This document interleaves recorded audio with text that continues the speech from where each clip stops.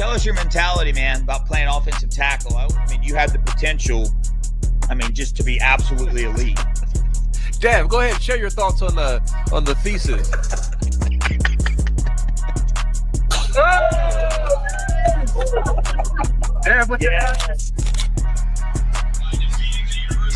Yeah, baby.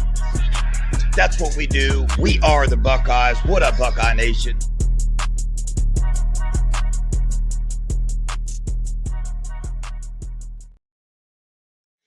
What up, Buckeye Nation? Welcome to the Buckeye Boys, where we talk college football with real fans. I'm Devin.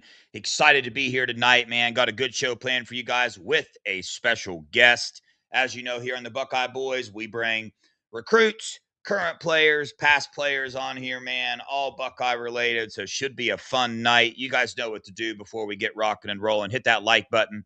Hit that subscribe button as well, please. It's a good night for Super Chats, man. If you want to ask our special guests some questions, get them put in the Super Chat. They all go to our Pay It Forward, as you guys know. And if you're listening on Spreaker or Apple Podcasts, shoot us a like or a save or whatever it is that you're supposed to be doing. And as always, head on over to the Scoop message board. If you're not part of it, I encourage you to join now. But we're going to be talking a little bit of past, a little bit of present, and might even throw in a little bit of future in this show. Let me bring on VB Coach here. We know him. He's been around, but everybody welcome our special guest, former Buckeye, Jamie Sumner. Jamie, how you doing, brother? I'm doing well, man. Thank you so much for having me. I appreciate you guys. Yeah, for sure. VB Coach, what's up, bro? Not much. Just looking forward to hearing some stories tonight. Yeah. Me as well, obviously. Before the show got going, we were having a little bit of conversation behind the scenes here. And just based off that conversation, if you are a Buckeye fan, you are going to enjoy some of these stories we're about to hear tonight. So, Jamie, you played for Ohio State, very successful starter for 2 years there. You played beside and with some other very popular Buckeyes, but something had to get you there. You got to have a story before that, man. And as I said before the show started, you told me that story. I was very intrigued by it. So tell the listeners, man, how did you wind up at Ohio State in the first place? And I'll even back up a little bit past what we talked about. So in high school, after my junior year, great junior season, I'm top recruit in the country, getting a lot of Division I love. Senior year rolls around, everybody wants to have a great senior year. We go 1-8, and all the Division I schools are, ghosting me. They didn't call it ghosting then, but they weren't returning phone calls. No scholarship offers. There was no anything. Some Division II schools that offered some money. And I had a coach that, really looking back on it, changed my life. He just said, "Hey, listen, what's your dream school? Where do you want to go to school?" And I told him at that time, and don't shoot me for this, my dream school was Oklahoma. And I just said, I'm going to go to OU. And he said, well, if you come to junior college, you can make that happen. And so I spent 2 years in junior college at Coffeyville Community College, which Ohio State had Ron Springs come from there.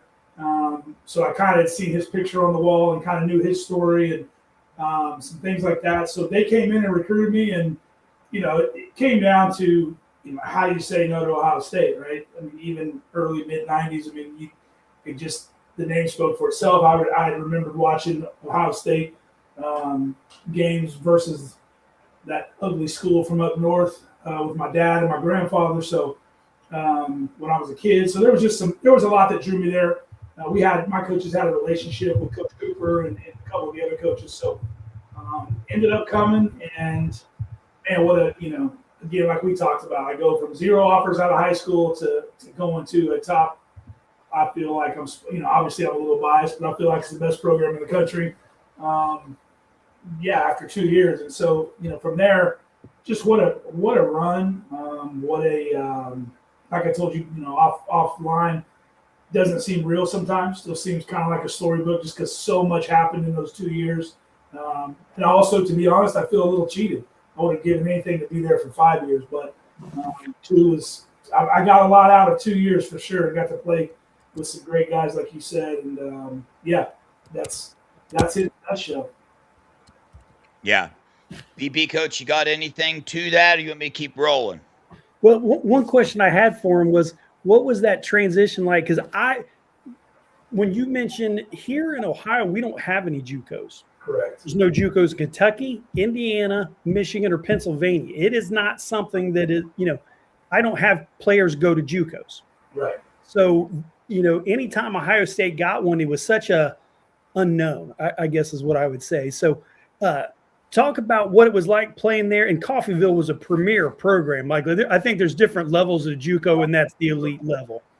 Talk about that. Yeah, for sure. And so again, a couple of things lined up. The Big Ten changed the rule, like I think in '92, maybe early '93, they changed the rule where you didn't have to redshirt if you came from junior college. You could play immediately. So that kind of changed everybody's recruiting philosophies. As far as the competition level and some of that stuff, the Kansas, what's called the Kansas Jayhawk Conference, they've been putting kids into Division I programs for decades. So from a competition standpoint and who I was playing against on Saturdays, I was getting good competition on Saturdays for 2 seasons. That if I would have been at an Ohio State or an OU or somewhere, I'd have been redshirted. I mean, that's just the reality. I wouldn't have been playing. So, as far as that goes, I mean, great competition. I played against the guys that went all over the place. I mean, I played against probably, I don't know, I would say 20 to 25 guys just my sophomore season that ended up at big time Division I schools. So again, from a competition standpoint, there's nothing better. Obviously there's a transition, right? Just like anything, there was a step up. I'm playing against the Matt Finkuses, the Luke Fickles, the Mike Vrabels of the world, the Greg Belisaris. I mean, guys like that are lined up across from now. There wasn't 11 of those guys in junior college, but for the most part, it wasn't a huge transition. I think that some of probably the biggest challenge is what you said. If I'm being honest, looking at it now from my standpoint, people from Ohio had no clue what a junior college was.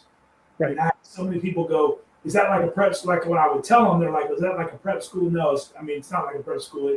The years count, and there's some things, there's some very distinct differences. So there was that. There was, Ohio State. I think the last guy that had came in was a linebacker that lasted 2 days of spring ball from junior college. He lasted got in, lasted 2 days, and then transferred out and ended up going to Cal. I can't remember his name, but that was who they were. Are you going to be like him? And there was a lot of those kinds of comments, right? Yeah. Yes. So, I mean, there's some of that stuff, right, where just people don't know.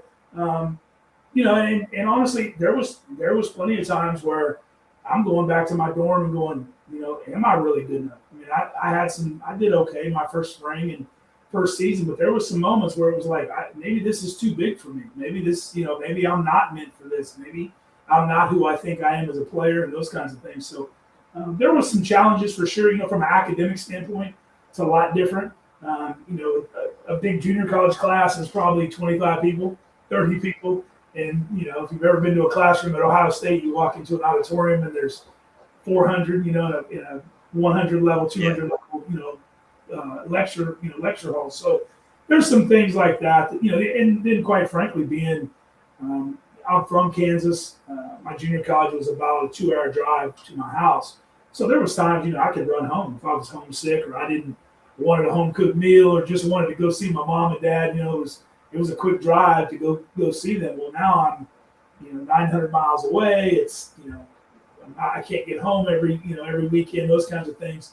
Just with some challenges and some things that presented, lack of a better phrase, I had to grow up really quick, and I did. But there were some times, like I said, where I was just like, yeah, maybe I shouldn't have came. maybe this was a bad decision, but it worked out for sure. Yeah, Jamie, if you were playing football these days, I'm pretty sure you can get away with playing 4 years of JUCO and then maybe getting 5 years of Division I ball.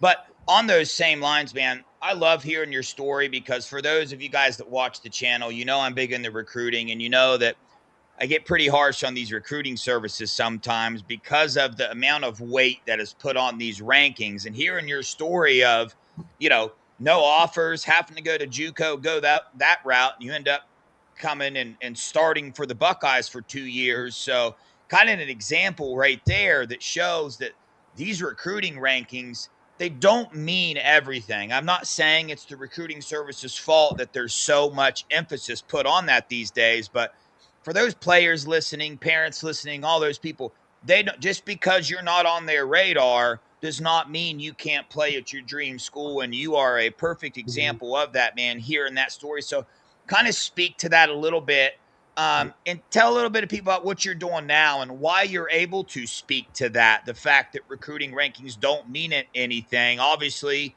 you have the experience of playing at the college level, but what are you up to now that might give you some knowledge into this college football game we got going on right now? Yeah, so the other thing I would hit on too is just the rankings and all that stuff are great for social media, and we live in that world and that society, right? But at the end of the day, you have to go out and get on the field, and you have to compete against guys, and you have to be willing to bet on yourself and work and do those kinds of things, right? And I think that's the piece that gets lost a lot of times is, hey, those rankings are great, but when it's Saturday afternoon or it's Wednesday afternoon at the Woody, I mean, you know, that stuff matters none, and you have to show it every day. And so, that would be the other thing I would throw in. As far as nowadays, I coach high school football here in Owasso, Oklahoma. It's a suburb right outside of Tulsa. We're fortunate and very, very successful high school program here. 2 state championships since 2017. Played for it either 3 or 4 other times.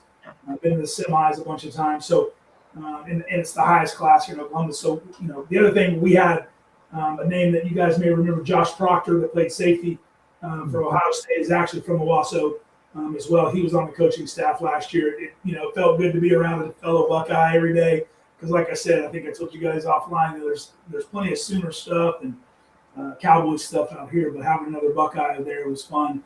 Just fun trading stories. And we're quite a bit different in age, but just some of the stories were a lot, there's a lot of similarity between our experiences. So, but yeah, I mean, the recruiting now, the other thing that's really, I don't think parents and kids realize that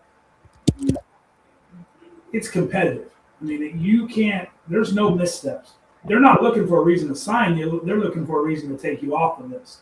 And they're looking for a reason to move on to the next guy. And they're looking for flaws or chinks in your armor or however you want to say it. And so that's the first thing. The other thing is, you hear a lot of numbers. We're in an NIL world. We're in a pay. You hear all these crazy numbers. That's not everybody's experience. I mean, that's not, we're fortunate in that a lot of D1 guys come from this program, know the area. There's a lot of D1 guys that come from this area. The numbers that are getting thrown around, that's not normal for everyone. And I think that's the piece that gets lost sometimes is it's, I don't want to say get rich quick scheme, but it's like parents hear that, kids hear that, and then they go on visits and it's like, well, you offered me X dollars, over the phone, but now that we're face to face, you're telling me that the offer is going to be this. And I think more than ever, people need to understand that it's a business. It's a game on Saturdays for, about 3.5 hours, but the rest of the time it's a business, and you have to protect yourself as such, and you have to go about it as such. I tell our kids, and again, I'm just a small piece of our program, but the kids that ask me for advice, I just told them, hey, listen, it's you incorporated from here on out. Whatever your decisions are, you have to make a business decision, and that's probably not popular. And I'm an old timer. I'm from a generation of loyalty and all those kinds of things. But the reality is, and the other piece of it, I'll say this, is that kids, we've had some kids in some coaching change situations at the Division I level that those kids were basically told, hey, you're not, we don't have a place for you. We no longer have a scholarship for you. And so, again, I think that the biggest thing I would challenge kids and challenge parents to know is just that this is a business now. We all want, I say we all, a lot of people want athletes to be paid and those kinds of things. Well, that comes with a different set of responsibilities and circumstances. And one of them is it's a business, and you can be, it's kind of like, you show up to work someday and they fire you. Well, it's pretty much the same thing in college football now. They're paying too much money, there's too much money on the line. So that's just, in a nutshell, and again, I probably talked too long, but that's what I see at this level and some of the things that we ran into with our kids here. Yeah. VB, before you jump in here, just a relevant super chat. Jamie jumped in here. Austin Spears dropped us a $20 super chat. Thanks for that. He said, "It's awesome to see an Okie on a Buckeye channel. I'm from Oklahoma and live in, how do you say that again? Talaqua. Talqua? Yeah. Talaqua. Talaqua. Go Bucks. Tell Coach Petite hello." So Coach Poteet is he's our tight ends coach. He's a Tahlequah boy. Grew up there. Went to school at Northeastern State, which is a Division II school there. Played there, and he's our again, like I said, he's our assistant head coach and great guy. My son actually played for him and loved him. So yeah, I'll make sure and pass that along. He'll get a kick out of that for sure. Yeah.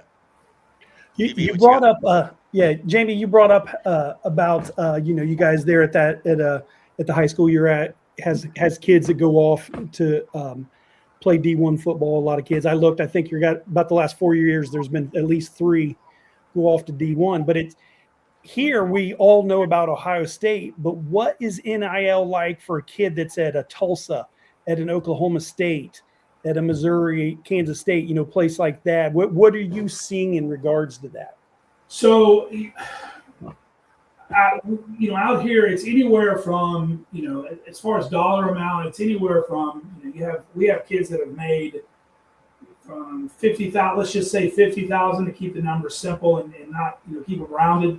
Let's just say 50,000 a year up to 475,000. But with most of those kids, and again, this is the other thing that, again, I feel like I need to hit this again for parents or anybody that's out there, is that's a lot of money. We all know. I mean, if you're an adult, you realize, man, that's a boatload of money and that's a blessing. But the numbers that were originally thrown out for some of those kids were completely different originally. The other thing was, we had kids that, and they're talented kids, were offered, hey, you have a scholarship to ABC University for $850,000. When it came to pass, now that offer isn't good anymore. And it's like, it's kind of like the coupon expired. I mean, it's kind of like, well, what do you mean? Yeah, like that's where I struggle. Is I'm from an era where, hey, if they offered you a scholarship, you had a scholarship, right, until they put you on the spot and they had to move on. But nowadays, it's like they can make social media posts and they can do all this stuff, and then it ends up passing, and the money's completely different. And you're talking about, and again, I think shame on college football in some aspects, because and I'm going to talk out of both sides of my mouth because I just said it was a business, but they're also, in a lot of cases, colleges are, and the collectives are playing on kids who don't have business sense. And so they think that, hey, that adult told me XYZ is going to happen, so XYZ is going to happen. Well, that's not. Once you take that much money and you bring that money involved in some of those things, it just doesn't happen.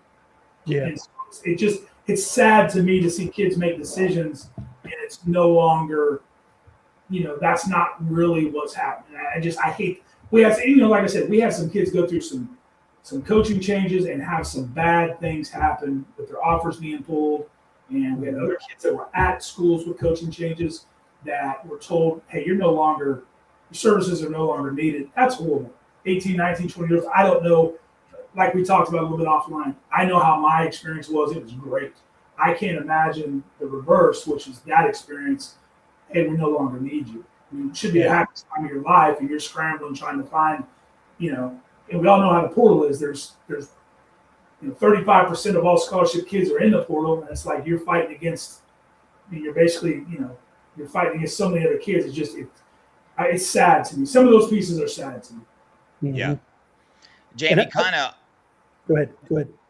Jamie, kind of on that note a little bit, man, obviously there's a lot of discussion going around about today's college football. I mean, the president had a meeting the other day and is going to sign an executive order, and they're trying to pass the SCORE Act and all these things. But from a fan standpoint, where I'm very passionate about it, like when you look back at the days that you played, I mean, even as a fan before NIL, before this transfer portal really kind of blew up, like when I watch college football, I watch the players from their freshman to their senior year, and in those moments, those student athletes, I mean, not just football, but all across America, student athletes in the college program, I think that's a pivotal time in their life when they learn loyalty, responsibility, they learn how to handle failure, they learn all that. Before I say this next piece, you kind of hit on it when, like, those college kids that are getting offered these huge offers, that for those are rare. Like, those don't happen as much as we have the other side of the coin where there's lower, kids getting paid less. Well, it's kind of in the same sense. Well, when you see these stories about schools getting sued and players getting sued and players transferring to their seventh different school, playing 8 years, and you know, switching schools to the highest dollar, like, for the most part, I would say 95% of college students are still getting those life lessons, are still getting those things that you kind of got when you were in there, when you were in playing college football. But obviously there's still some things to today's system that seem a little bit off. There's zero accountability. Anybody can be an agent. I'm not saying it's much as I don't think it's the players' fault necessarily. It's the adults, it's the supposed adults that are supposed to be in the room, putting these kids before everything. And now money is being put before everything. But kind of dive into that a little bit. Give us your thoughts on the landscape of college football anymore, and maybe bring up a little bit of your experience to tie into what's changed and why is it bad? You know what I'm saying? Or why is it good? Sure. No, and here's the deal. Make no mistake about it. I think I said this just a minute ago, but I am not against players being paid one bit. Even when I was in school, the amount of money that we were given, scholarship athletes we were given to live off campus was below the poverty line. I mean, you had to make some hard decisions, and luckily I had some parents, that could send me money and some things like that. But, so I'm not against players getting paid. I think the problem is the amount of money we're talking about, we just went too far, right? The toothpaste is out of the tube at this point. I think they can put it back. I think it's going to be really hard. I think it's going to be tough. The other thing is I think we're seeing in the best. I mean, some of the athletes that are being produced now are unreal. Some of the kids that are coming up, the ability to learn the game at a younger age, all those things should be making a better product on Saturday afternoons. I'm not sure we're seeing that because kids can't develop, like you said.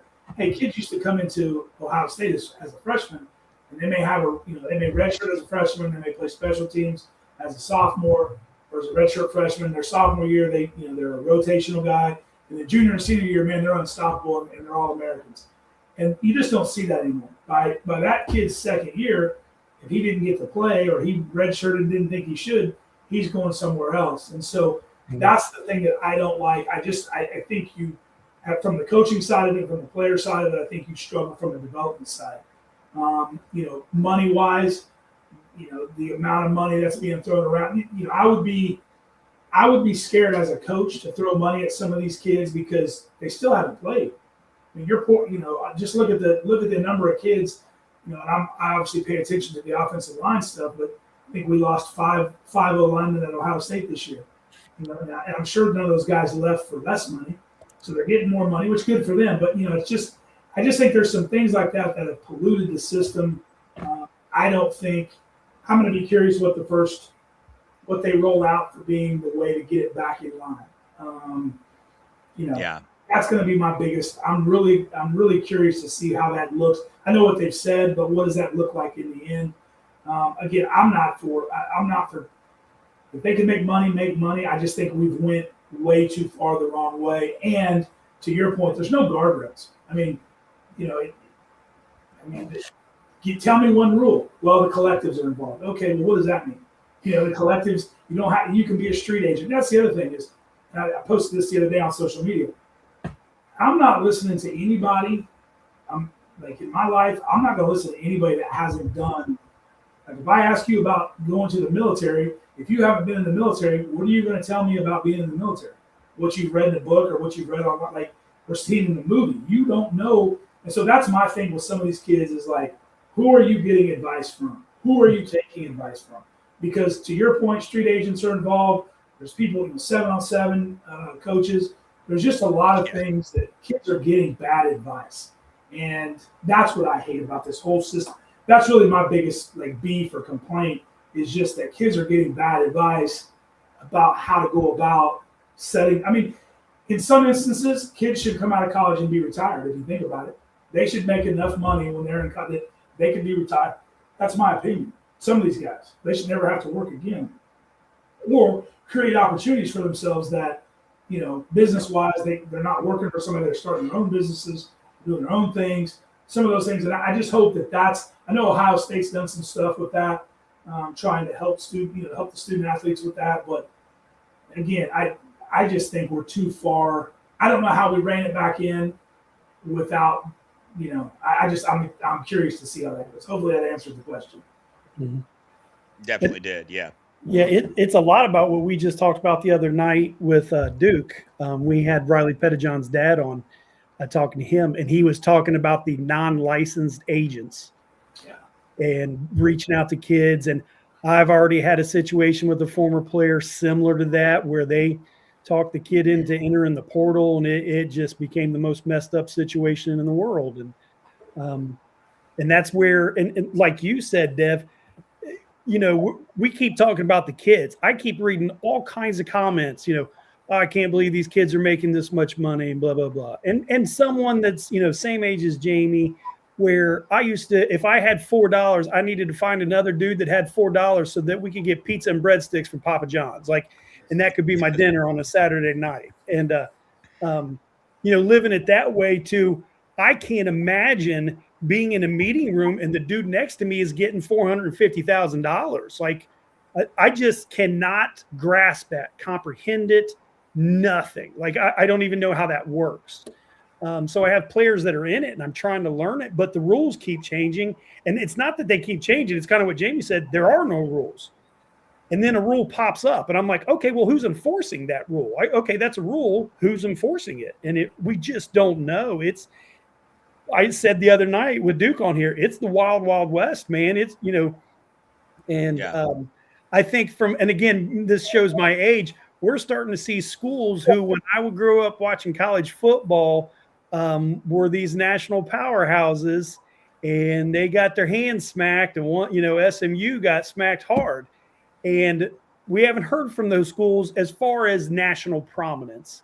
On the football stage, competing for national titles. And now all of a sudden, Texas Tech is a school that's getting the elite recruits. And I remember saying, this is what's going to happen, you know, and we're here now. So yeah, I think kids, the other thing is, and obviously the money has changed it some, but I think we're also in an era where kids don't understand, and maybe it's a good thing. I'm not saying it's bad. I'm just saying there's a generation now of kids that they don't understand history in college football.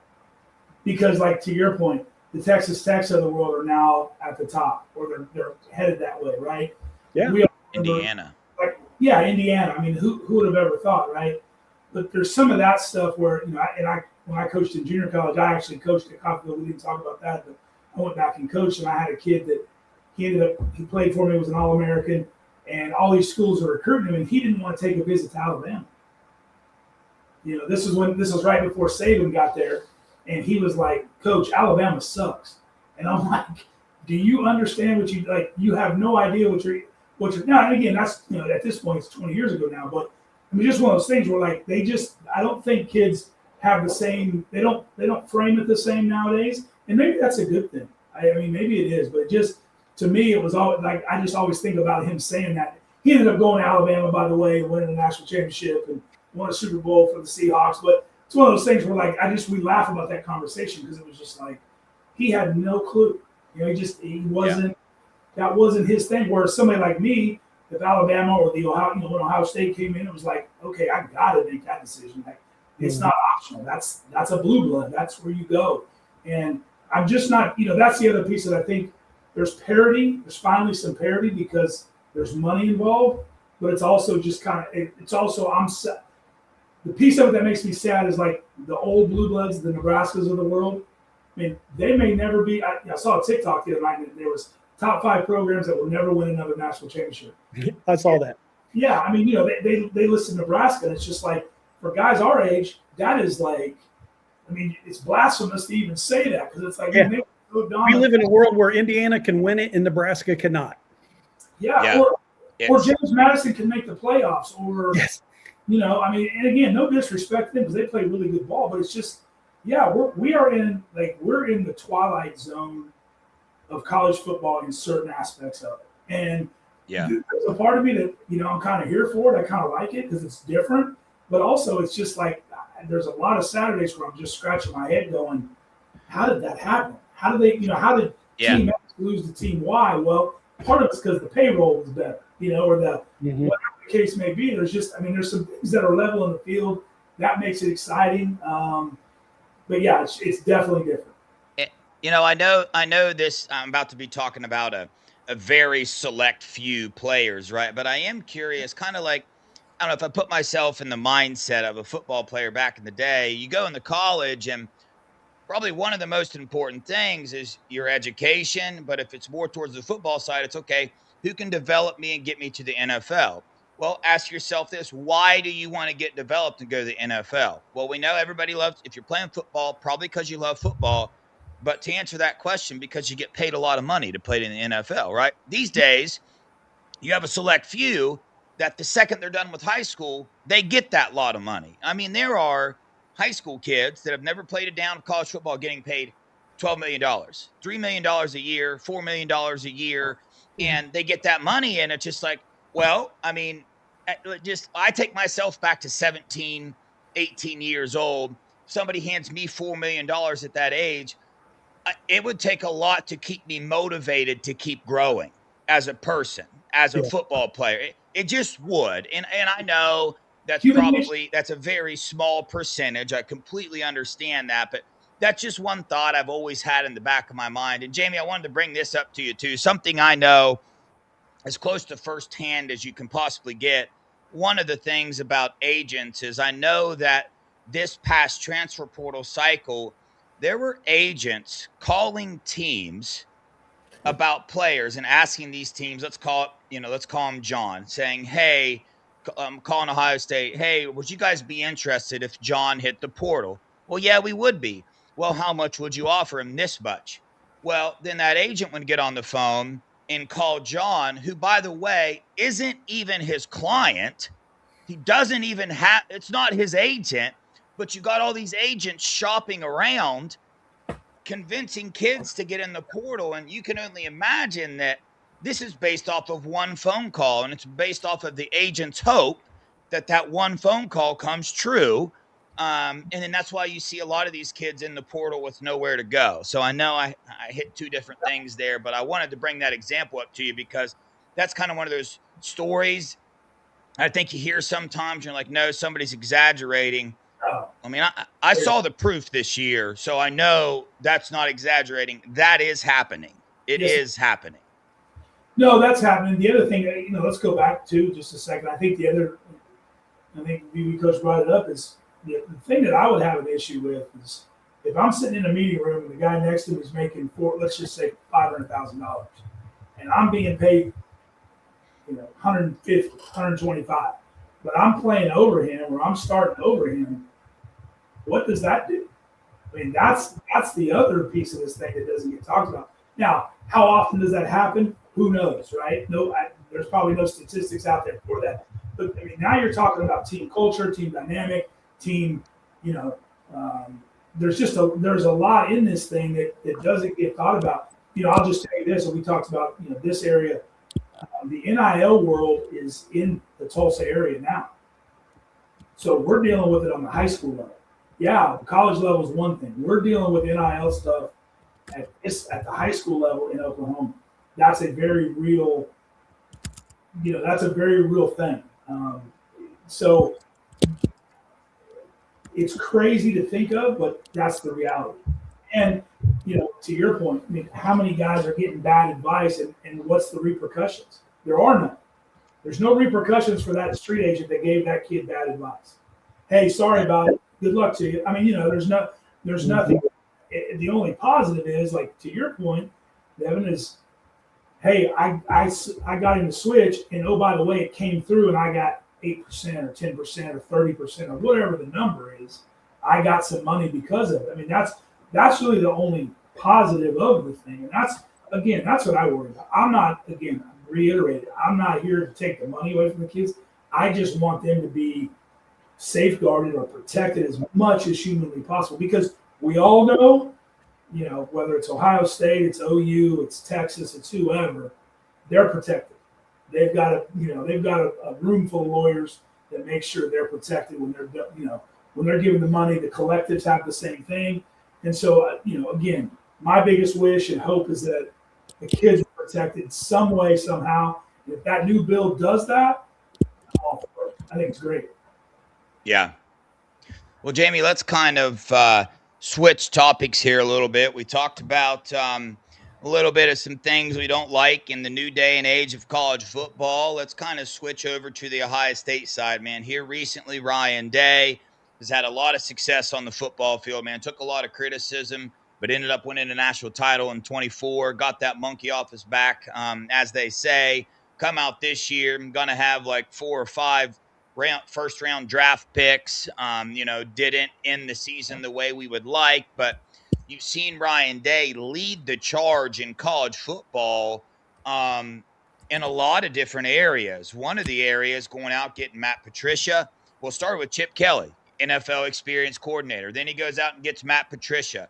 I would say those first 2 that he hired, I don't know that you can be more successful with them. Chip Kelly, you win a national title. Matt Patricia, #1 defense in all of college football, a historic defense, Yes. holds several records, since 2003 from their accolades, what they did. Goes out this year and hires Arthur Smith, who is, highly regarded in the NFL, at least from the research that I have done. You see these changes, unlimited coaches now.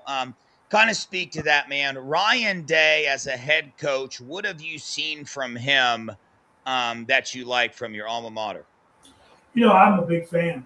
I know a lot of, like you said, up until a year and a half ago, there was people, and even this year, there's people, you're always going to have that group who wants to fire the head coach, right? But I've always been a big fan, and for me, it started with, as an offensive guy, I thought he was innovative as a play caller. I thought he was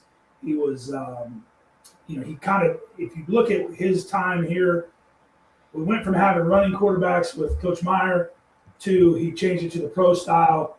From a receiving standpoint, we went and got Hartline, and we changed the way to receive. We had a bunch of great athletes at the time, but we didn't have a bunch of great receivers. Well, now we've kind of made it where receivers are a big thing at Ohio State. So I love what he's done with the program.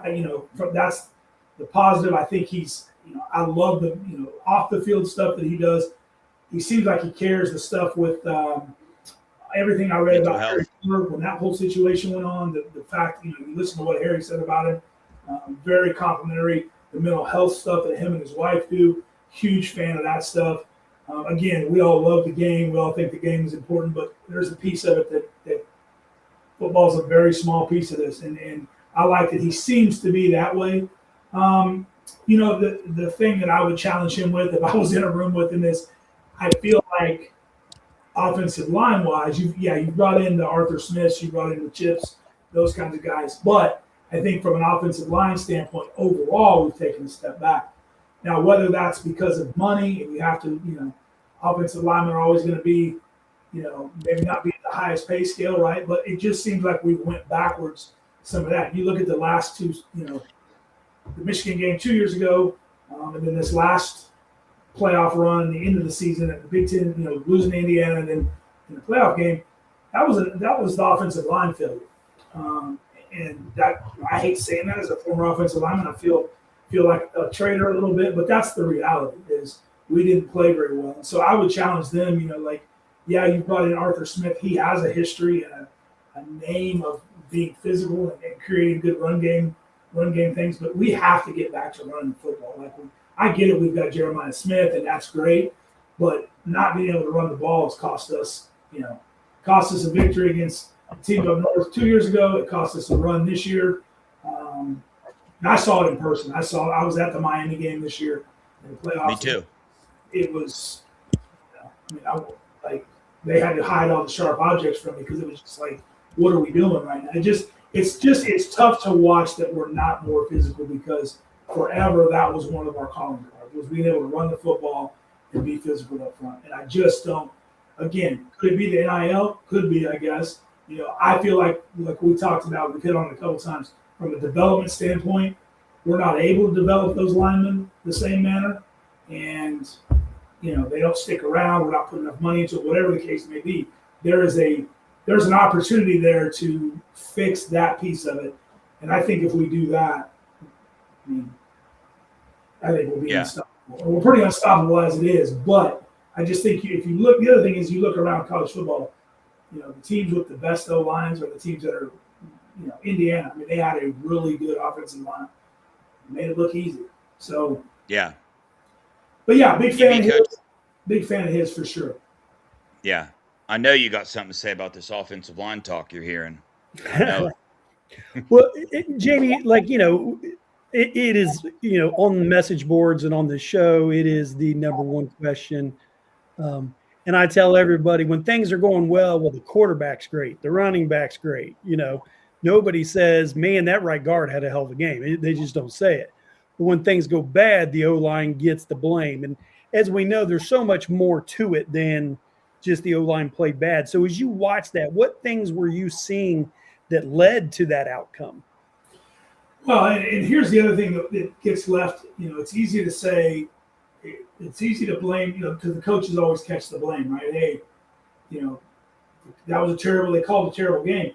I think we're running into a situation, Will's heard me say this a bunch in our game day group chats or texts, that, those offensive coordinators, whether it's Hartline, it's Ryan Day, it's whoever, at some point when we can't move the ball, they're just trying to see what'll work. They're just throwing stuff against the wall, and we're getting stuffed, and we can't move the ball, and we can't protect, and we can't get more than 3 yards of carry. I mean, so as the play caller, what do you do? There's not a whole lot on that. There's not a lot on that play sheet for third and long. You know that. There's just not. So I think that's part of the issue. Like I said, I think we've got a talented group of kids. I really do. I think those guys are good players and they're experienced guys. I just think there's something missing. What that is, I wish I knew but I'm not there. Is it in the meeting rooms? Is it a paralysis by analysis? They're thinking too much. I don't know what it is, but there's something, because the talent level doesn't match the on-field production. And individually, they're all, you look at PFF grades, and we can debate that whole thing as much as we want, but those kids are highly rated. We've got highly rated players playing the positions, and again, experienced kids. And I just think, again, I don't know if it's scheme. I don't know, if they're thinking too much, if they're not calm. I don't know. But there's something that we're missing I think it's something small, but I think we could take a big jump if we fix the offensive line. And again, Jamie, I hate saying that. It makes me sick to even admit that. I wish I could blame it on another group, another position group, but I just think, I think there's an opportunity there. We talked about that for about 2 weeks straight after the Miami game, because I went to the Miami game as well and was just like, man, what is going on here? But I'm going to throw you under the gun a little bit, Jamie. I got to ask you a question, because this is bringing up an old topic here. I know we've moved past it and we're in the spring ball onto this, but just want to know, I want your opinion as well. You got some experience, all that stuff. The Brian Hartline situation, him leaving before the playoffs, he was the offensive coordinator, but he decided to stick around and be the offensive coordinator. Number one, do you think that was the right decision to do? If he wanted to stick around, do you let him stick around? Or what do you think about that situation? Does a move like that cause a little bit of chaos inside of a locker room and with a team? Or is it more of a, hey, man, this is college football now, suck it up and get on the field and win the football game? Well, and obviously we're all guessing at this point, right? You know what you hear and those kinds of things. But I think if he wanted, and correct me if I'm wrong here, but I want to say he stayed through the bowl game, or through the playoff game. But didn't they say that Dave was going to call the plays? He did call the plays. Yeah. Okay. That's the part that I don't understand on it. And again, Ryan Day is a great play caller. That's what he made. That's how he made his name. He's very good at that. But it also, he hadn't been calling it all year. And I know what he says about, hey, it's kind of a group effort and those kinds of things. Those kinds of situations, in a game like the Miami game or the Indiana game, there's obviously an issue and there's something going on, because if you look at the big games last year, you look at Texas, you look at the Indiana game, look at the Miami game. What did we score? What was the high? 14 or 17 in those 3 games? Yeah. There's obviously something broke. I don't measure, and again, like most Ohio State fans, I expect us to beat the Purdue's, the Michigan States, even Indiana. I just don't. Rutgers, Maryland, those are warm-up games. But when the money's on the line, we have to have something that we can do. And it just seems we seem really disjointed in all the big games. So I would say, yeah, I think it's less than ideal. I don't understand him taking that job personally. I don't. Again, that's easy for me to say, not being offered the head job at UCF, Yeah. but it's one of those things where I don't understand. I think if he would have stuck around, there would have been a better opportunity for him than that. But also, you are in Florida. There's a great fertile recruiting ground. There's no state tax. There's a sunny weather. There's a lot to love about it. I just didn't understand it, but also I didn't understand if you're going to stick around, why they didn't let him continue to call it. But maybe, again, like I said, we didn't have a high output point-wise in any of the big games. So is there something bigger going on? That's the part I would love. To me, that's the $1 million question. Yeah, I got you. VB, Coach, anything on that? I got one more question, then we'll get to Super Chats. What you got on that, VB? Yeah, let me run this by a little bit and tell me what you think.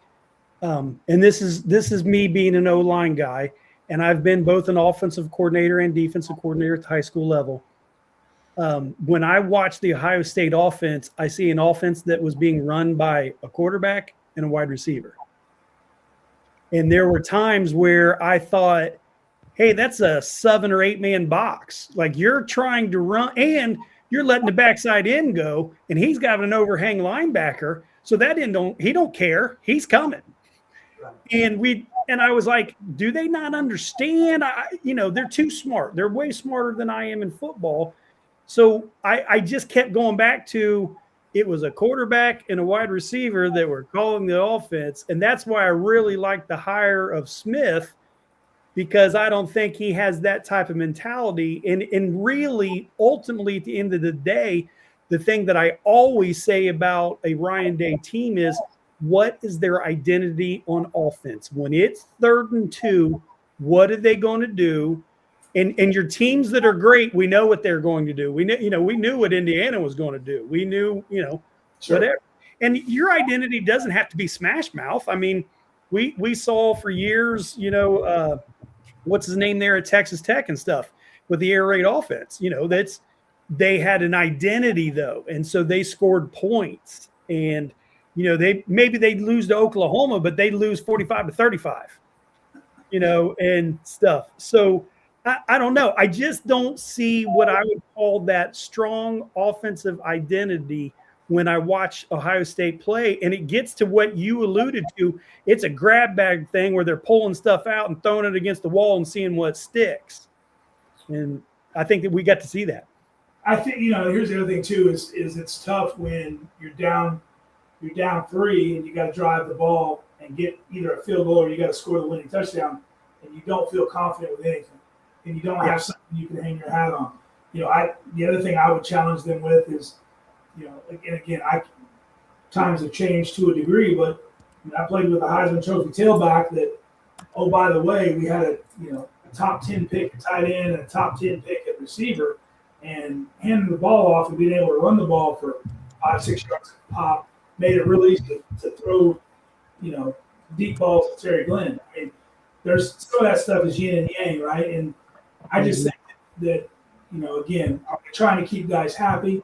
Are they trying to, what are they trying? Like, I just feel like there's something that everybody's missing. The other thing is, too, is, and again, I say it again, love Ryan Day, love what he's done with the quarterbacks and the receivers. But if you've noticed, since he took over as OC and even as the head man especially, we don't run the quarterback at all. Mm-hmm. I mean, there are plenty of times where there is a quarterback run to be had, or even a scramble. C.J. Stroud, I love him. I think he's a great quarterback. But how many times did everybody jump up and down and scream at the TV for C.J., just take off running, you're going to gain 15 yards because they're trying to cover our receivers down the field. Like, there's nobody in front of you. And He'd throw it, he'd force something, he would throw it in the dirt, he would throw it out of bounds, whatever. I just think that, so to me, I feel like they're being coached that way. Hey, don't take off running. Don't go, try to throw it to a guy. And that concerns me because, to your point, we don't have anything else that we're hanging our hat on for sure. So if you're going to tell the quarterback to not scramble and not gain yards that way, we might be in a bad spot. Dude, that's been the biggest, after the Miami game, after the season, that's been the biggest talking point.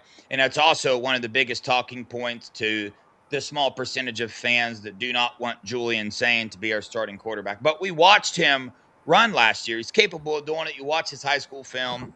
But anyway, Jamie, one last question for you. We'll get to these super chats. Got a couple of them tonight. But as far as this upcoming season goes, you were at the Miami game. I was at the Miami game as well. There was several Ohio State fans. They saw the offensive line, and they were like, hey, man, we better go in the portal and get offensive linemen.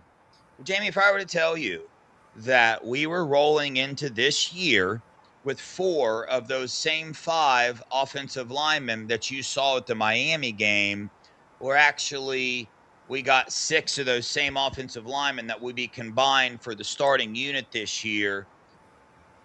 Were Buckeye fans right?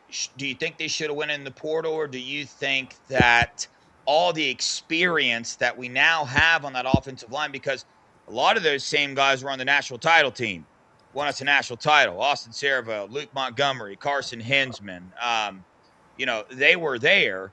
So does that experience kind of override that kind of, either break Buckeye fans' hearts or give us a little bit of hope here? What you got for us? No, I think, honestly, there's a part of me that believes that the hire of Arthur Smith was based on who was coming back. That they felt like we could run the ball and be a different team physically with, you said just a second ago, a wide receiver was calling the plays. Hartline, and again, I love him. He's part of the brotherhood. But at the end of the day, he was a receiver. And I just feel like let's get back to a guy with some toughness, a guy that demands it. The other thing that gets lost in this a little bit is Arthur Smith is a guy that Vrabel, he called plays for Braves before he became a head coach. There's a toughness there, obviously. Yes. I just think there's some pieces that I'm going to give him the benefit of the doubt until proven otherwise. I think there's something bigger at work, hopefully. And like I said, I'm a big believer in the group we have. I really am. I think the thing to be concerned about is that they got a couple guys out of the portal, but those guys aren't going to be there till the summer. I'm not a fan of that part. If you're getting guys, even if you're getting them for depth, even if you're getting them for that kind of thing, bring them in so they can come through spring ball, so they can get, I don't care who we sign, get a couple guys out of the portal that can be there for the spring, can build some camaraderie, can understand the system, can understand, the expectation. Because the other thing is it's a different monster at Ohio State. The expectations are different. We talked about it a couple times. We're just not going to accept anything but good football. And so that's the part that I'm more worried about with the portal and with the old linemen and that kind of thing. I don't understand that piece. And then the other thing, we lost 5. That's tough. We lost 5 and we signed 2. And I don't know how many high school kids we signed, but losing 5 that have been in your system for a little bit, that's a problem. So yeah. VB coach, any final thoughts here, and we'll dive in to some of these super chats. Just one thing that I was asked a lot: what was it like to play next to Orlando Pace? Man, we don't have enough time. I only asked that because, as you know, I played D3 college ball, and it was always this thing on Sunday to get our grades. And then, for me, it was on a note card. Hey, here's what you did, whatever. And then I'd think, oh man, I got to beat what's his name next week. I can't be behind him. You could have played out of your mind, and you weren't going to beat the dude next to you. To me, I don't know how I would have handled that. Well, so 2 things I'll tell you. The first thing is my first year there, we have Corey and Orlando. Orlando was a freshman, and just watching both of them it's hard to put into words, right? Because it just an amazing. I mean, those two were amazing together. But the second thing is, and Will always tells me this, is he says that. So you guys have asked me about the O line a couple times. Will always tells me that I don't judge the O line correctly because of who I played next to, because I played next to Orlando. And it's true. I mean, the thing I can tell you is there was times in the meeting room where Orlando would do something and it would just be quiet.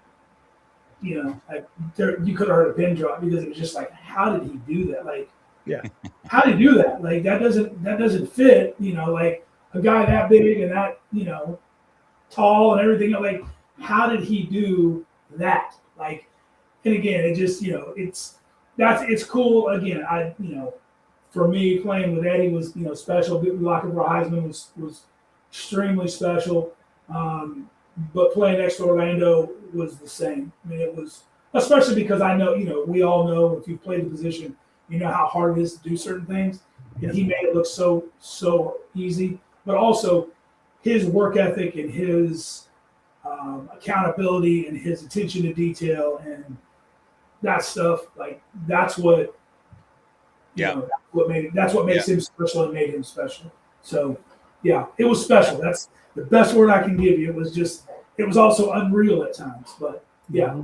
Isn't it wild how 99% of the time when you talk about somebody successful, they seem to have a good work ethic. They pay attention to the details. It's weird, isn't it? It's like, how do you succeed in life? Well, I got a little list for you here.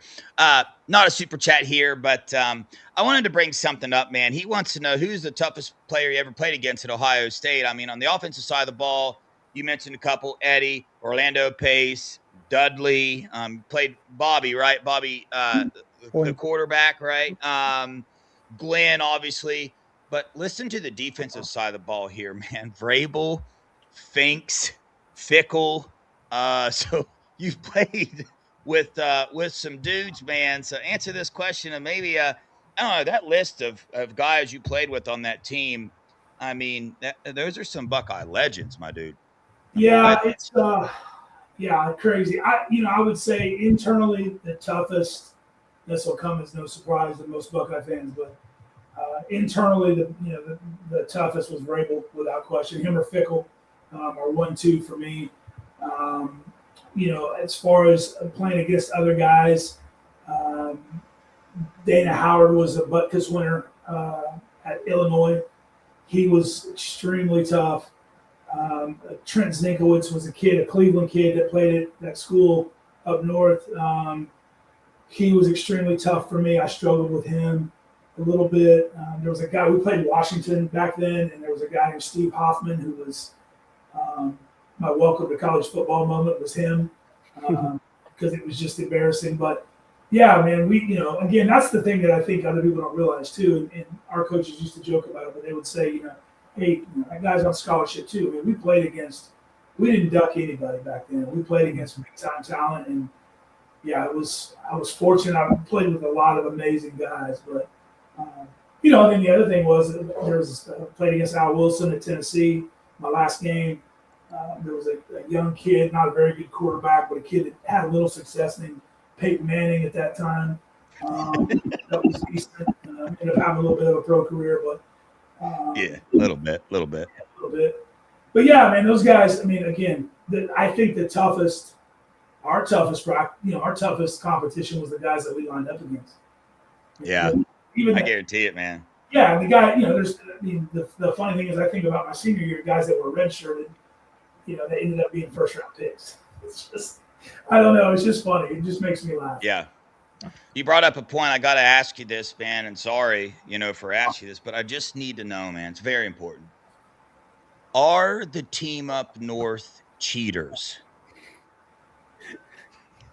Short answer, yes. Yeah, it's here's what's funny. We actually had a guy come in from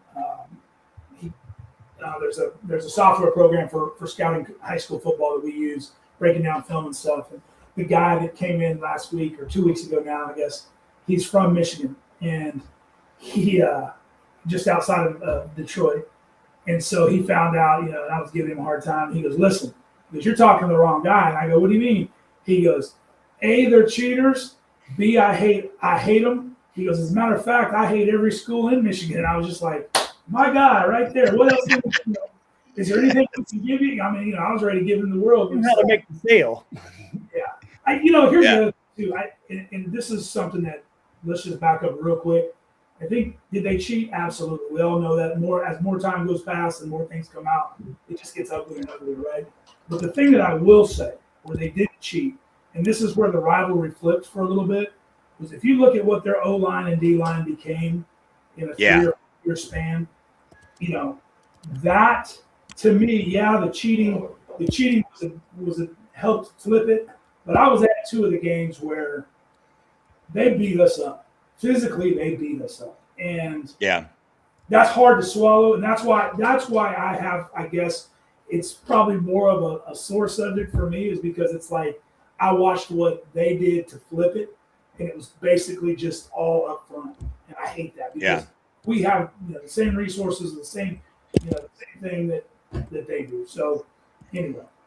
Yeah, no, they had a offensive line and defensive line, that's for sure. They get the credit there, man. B. Moses, thanks for the $5.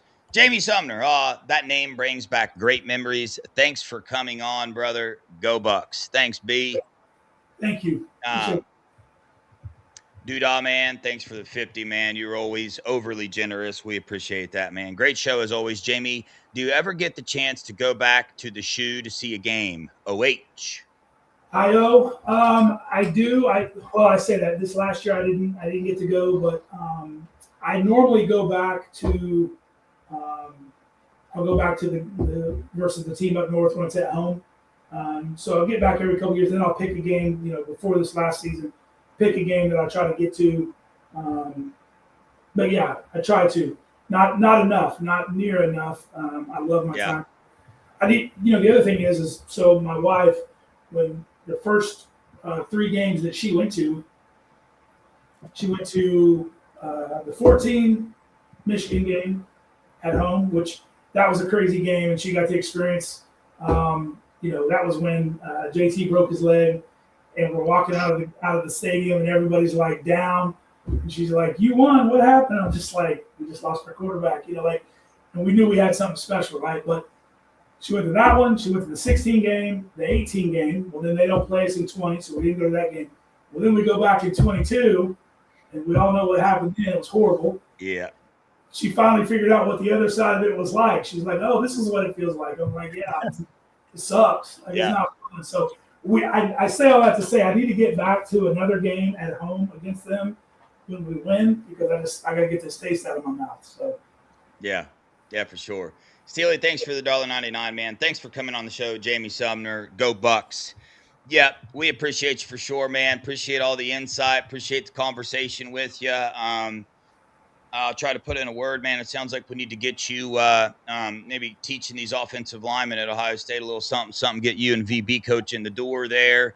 And what I look for in offensive line, what I want out of my offensive line is at least 1 penalty a game for after the whistle contact. That's what I want.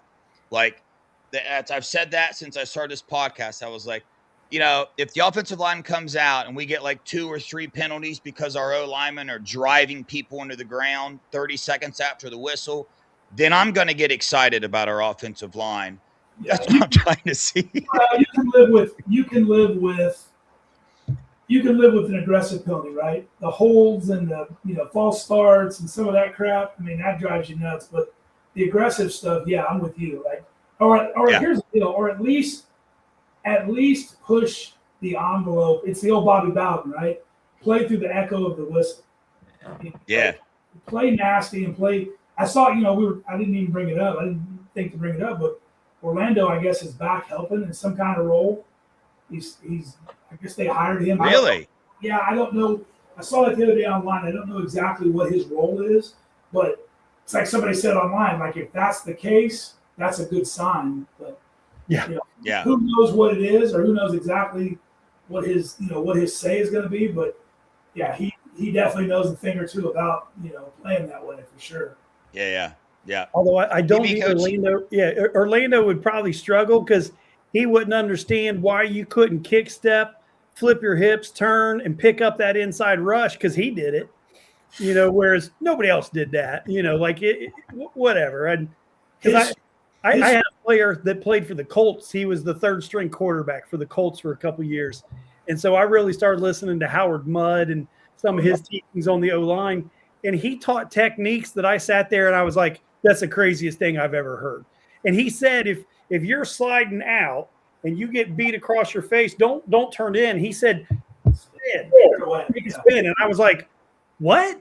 I'm like, I would completely lose sight of that guy. Like, what are you talking about? And he said, well, that damn quarterback's going to be rolling outside anyway. So when you spin, you're going to spin right into where he's rolling. And I just thought, yeah, you can say that. We can say it, but it takes and I realized he's coaching NFL offensive tackles. They were able to do those things. So. Well, even in that, here's the other thing is even in that, there's levels to it. Even, there's like the journeyman offensive tackle, there's the mid-level, and then there's the Jonathan Ogdens and Opaces and Walter Jones and those guys. If you want to see stuff like that, there's some interesting clips of Kelsey spinning out on stuff at center, spinning back and blocking guys. Yeah.